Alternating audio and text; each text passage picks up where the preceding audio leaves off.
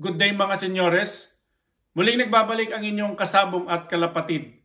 Tulad ng nasabi ko sa huling video natin, ipapakilala ko ang mga ibon na ibinigay sa atin ni Mr. Bill Harris ng Moose Jaw, Saskatchewan. Tara, samahan niyo ako. Kilalanin natin sila. Good day mga senyores, mga kasabong, mga kalapatid. Talpakan na!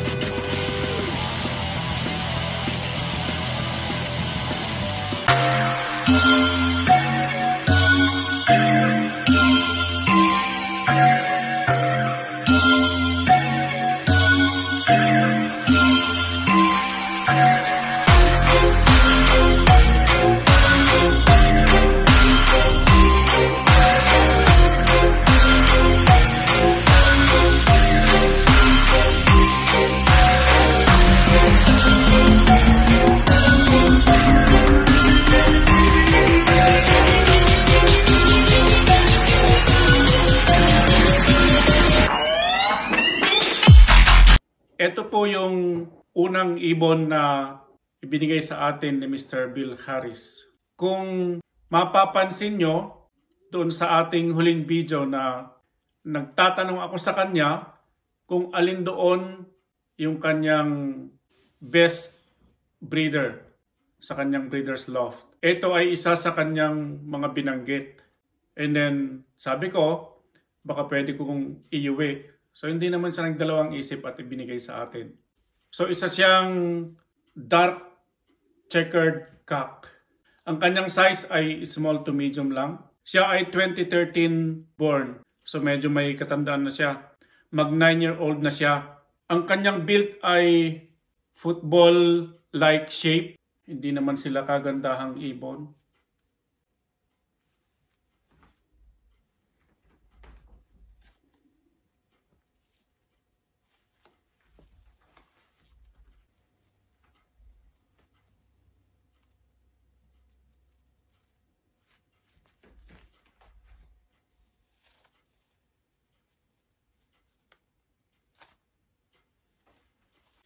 Dikit na dikit ang kanyang sipit-sipitan at yung pagitan ng dulo ng kanyang pitso sa sipit-sipitan ay isang daliri lang.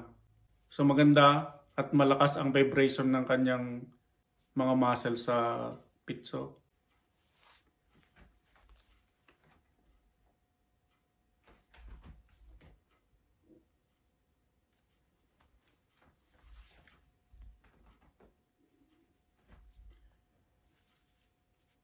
Pearl-eyed siya. Ayon kay Bill, ang mga dark checkered niya ay mga Jan Ardeen line. Sabi niya, mabagal silang umuwi pero nakakauwi. Ang sabi pa ni Mr. Bill Harris ay ang balahibo ng kanyang mga Jan Ardeen line ay malalambot at madudulas. Siya ngayon ay nakasalang sa ating breeding loft. Ang kanyang kapares ay ang second overall ng Young Bird Race last year. So masusubukan natin siya sa ating karera, and at the same time, itry nating mag-send ng kanilang anak sa One Love Race or OLR. Sana all. Ito po yung second bird na nanggaling kay Mr. Bill Harris. Isa siyang mili. Ang kulay ng kanyang mata ay yung sinasabi nilang chestnut. Isa siyang Red Jansen Cross.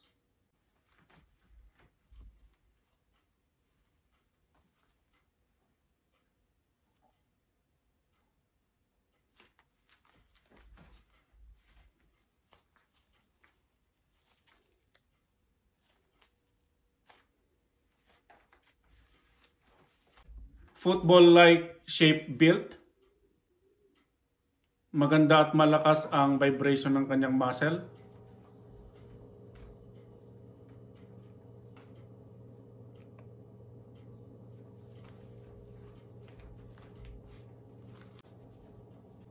Maayos at makinis ang kanyang balahibo.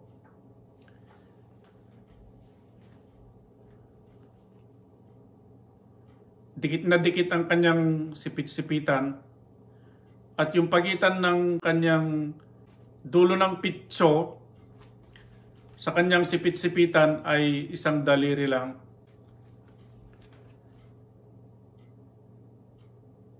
Siya ay 2019 banded. Isa pala siyang cock at nakasalang ngayon sa ating breeder's loft. Sunod na ipapakita ko ay ang kanyang kapares na galing din kay Bill.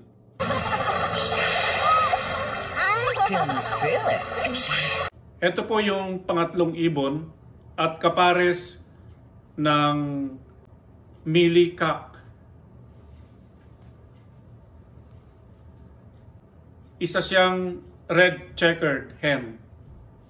Siya ay isang different line.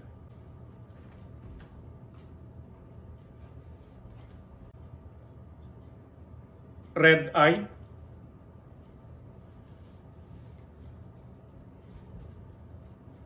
Football shape like built.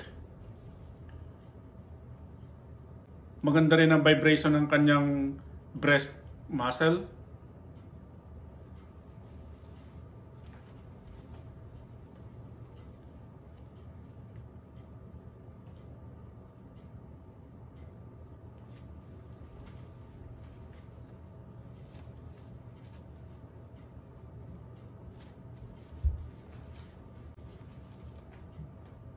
Strong back.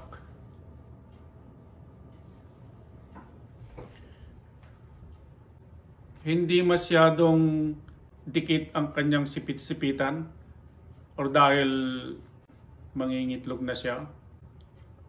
Ang pagitan ng kanyang sipit-sipitan sa dulo ng kanyang pitso ay almost 2 daliri.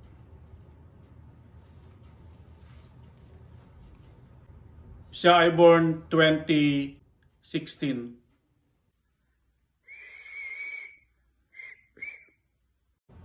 Ito yung pang-apat na ibon, mga senyores.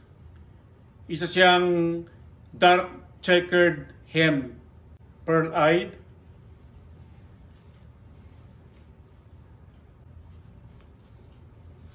Football shape like body.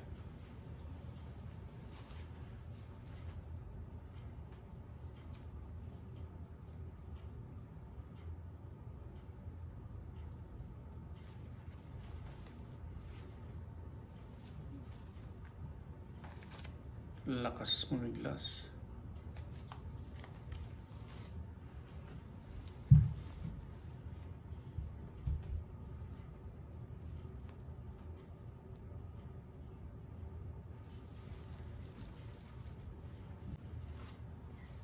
Madulas ang kanyang balahibo.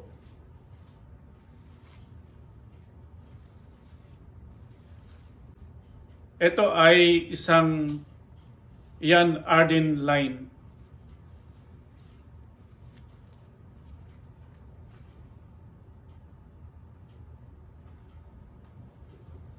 Strong back.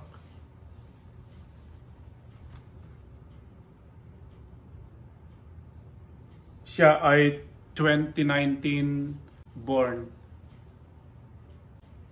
Sa ngayon, hinahanda natin siya para sa gagawin nating breeding. That's the best you can do! Ito yung pang-apat na ibon, mga senyores. Isa siyang blue bar white flight cock.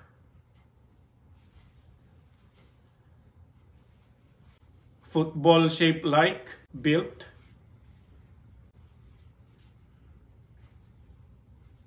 Ang kulay ng kanyang mga mata, senyores, ay magkaiba. Sa kabila ay bull eye, sa kabila naman ay reddish color. Paki-comment down below mga senyores kung okay ba siyang gamitin sa breeding. Ayon kay Bill Harris, ang kanyang line ay Del Bar. Maganda rin ang vibration ng kanyang muscle sa pitso. Yung sipit-sipitan ay hindi masyadong dikit. At ang distansya ng kanyang sipit-sipitan sa dulo ng kanyang pitso ay almost 2 fingers.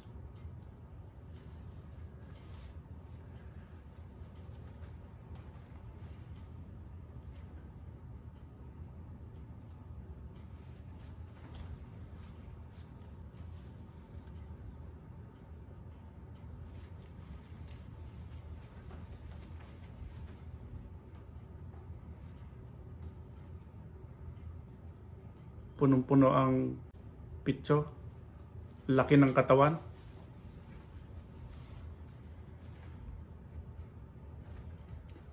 One piece, one pintail. Balance.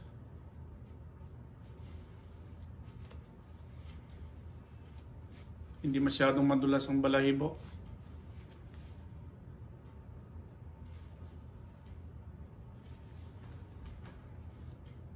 Siya ay born 2019, so yellow band. Nakita mo. One more time, baby. Wow, smooth na smooth. Ito yung pang-anim na ibon, mga senyores. Isa siyang dark checkered small cock. Pearl-eyed.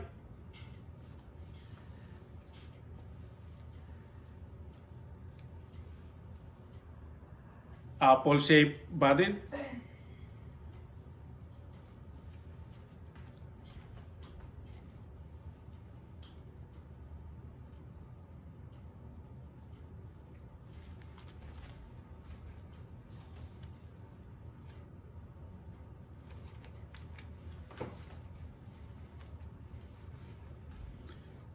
Isa siyang Jan Ardeen cross. Ang kanyang mga Jan Ardeen cross ay medyo maliliit talaga, pero magaganda ang muscle. Ang lalakas ng vibration.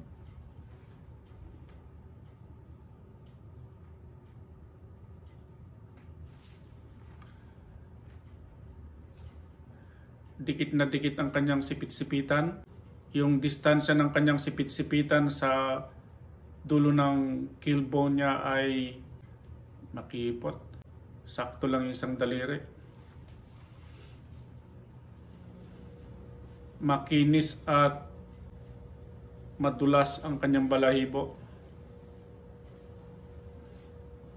So talagang sa hipo pa lang at sa itsura ng ibon, talagang design sila pang middle to long.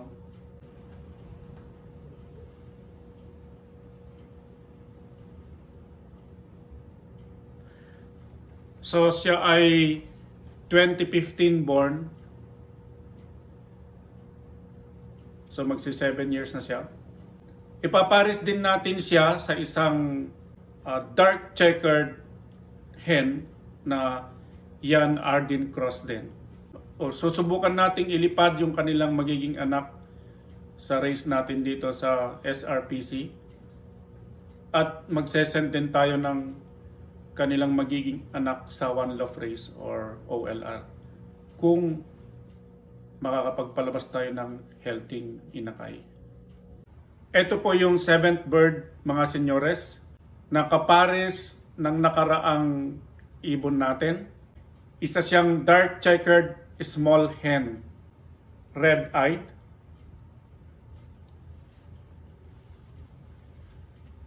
Football-like shape built.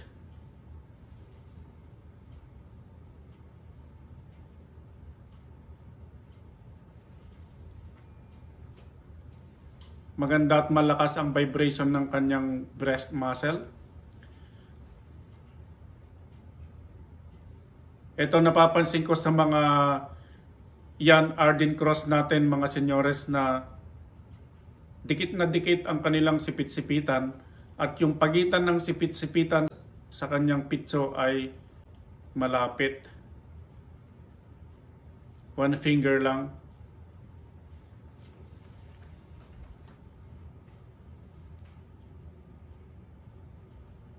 Punong-puno ang breast niya.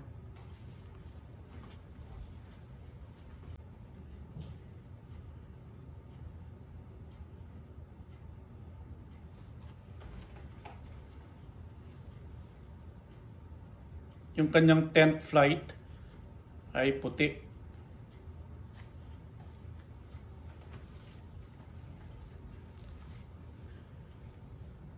Makinis at madulas ang kanyang balahibo. Ang napapansin ko lang sa mga Ian Arden Cross ay may iilap.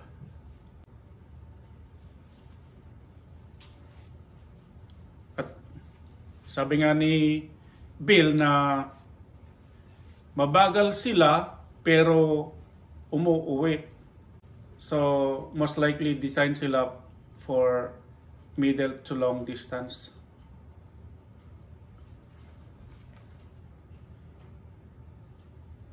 Siya ay 2020 born. Hopefully mag-mix sila sa breeding system natin. Pambira makakita ng ganyan. 50 lang. Timer ka naman. Ito yung 8th bird natin mga senyores.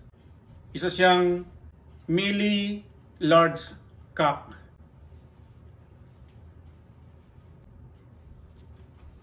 Reddish-eyed. Football-like shape built. Maganda rin yung kanyang breast muscle vibration. Hindi masyadong dikit ang sipit-sipitan. Ang distance ng sipit-sipitan sa pitso ay more than 1 finger.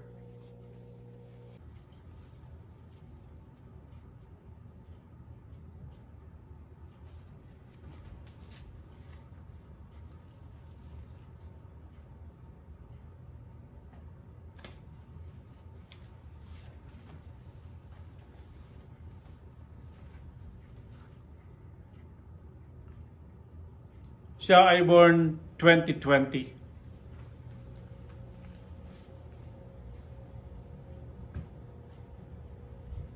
Yan po siya. Ito senyores yung pang siyam na ibon natin. Isa siyang checkered medium to large hen.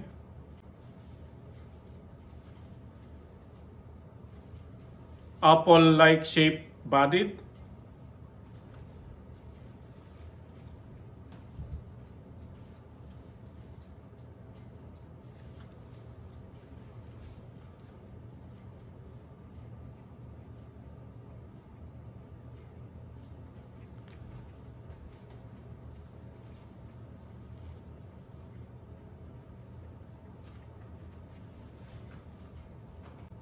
Maganda ang kanyang breast muscles. Malakas ang vibration. Dikit ang sipit-sipitan. Ang pagitan ng sipit-sipitan sa kanyang pitso ay almost 2 fingers.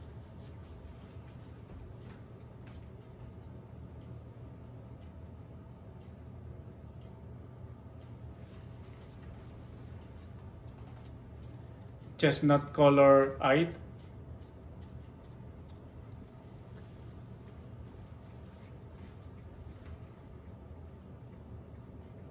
Siya ay born 2019.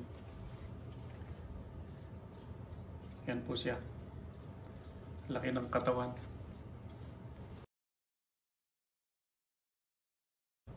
Ito yung last bird natin mga senyores. Isa siyang blue bar with white flight, medium built cock. Isa siyang pearl-eyed.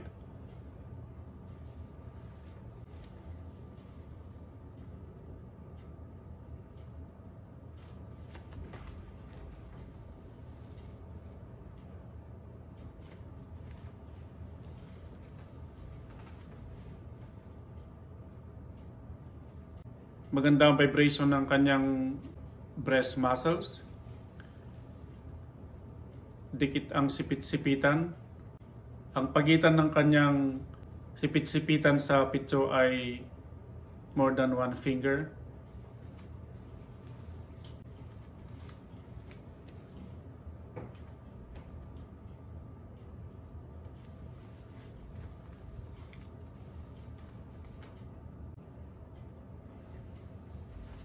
Siya ay 2015 born bird. Yan po siya, medyo matanda na. So yun po yung mga ibon na nanggaling kay Mr. Bill Harris ng Moose Jaw, Saskatchewan. The following week, dumalaw siya dito sa Saskatoon at nagdala ng 20 pieces pa para ipamigay sa ating mga ka-club members.